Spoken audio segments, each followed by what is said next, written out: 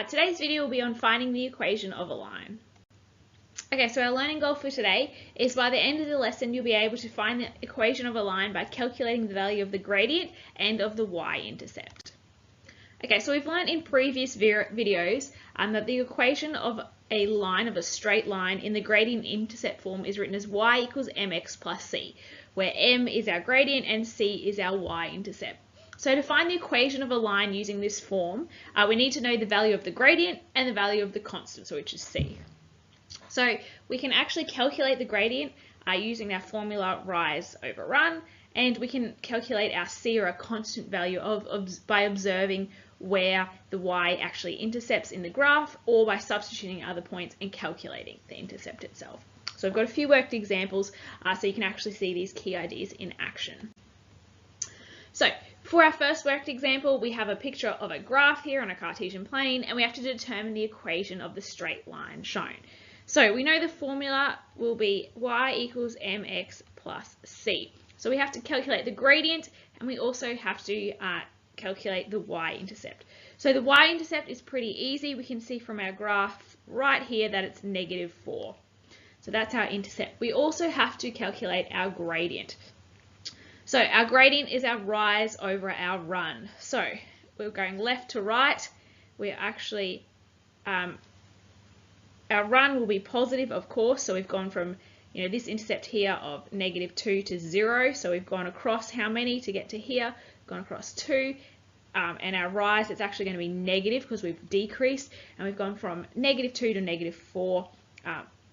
Sorry, we've gone from 0 to -4, I should say, which will give us a -4 there. So we can plug all of that into our formula. So y equals our gradient, which is rise over run. So we calculated our rise to be -4. Remember, it dropped by 4 over our run, which was 2, plus c, which was our y-intercept, which was -4. We can actually simplify that. Oh, that should be x here as well. So -4 divided by 2 is going to give us -2x plus -4, which we're going to rewrite as y equals -2x take 4. And that would be turning that graph into our gradient intercept form.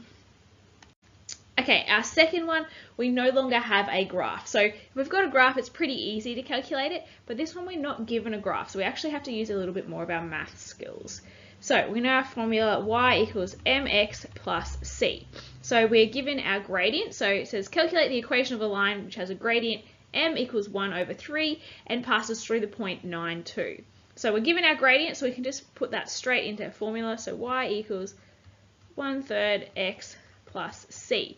Now, we're not given a value of c, so we actually have to calculate it. So how do we calculate it? Well, they've given us a point here, and we know our points are written in the formula x, y, so they've given us an x value and a y value. So what we can do is we can actually substitute those into our formula and use that to calculate what c would be. So we've got y equals mx plus c. We're going to substitute in what we know. So y we know is going to equal 2 because we've got a set of coordinates. M was 1/3 because we were given that. X is 9 plus c. So 2 equals 1/3 times 9, because remember it's a little multiplication there. So 1/3 of 9. So 9 divided by 3 is 3 plus c equals 2. So we can then use our algebra. I'm sure some of you can just solve this by looking at it, but we're going to use our algebra to solve this. So we're going to take 3 from both sides, so we're just left with c.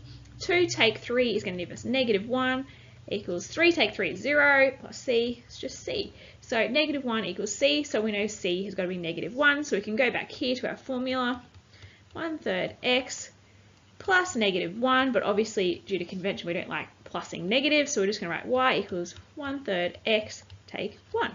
And that would be how we would do that. So it's as easy as that. Bit of a quick video today. Make sure you've watched it, copy down the notes, and have a go at your textbook. There's heaps of ones for you to practice in there. And as usual, any questions at all, come and see me in class.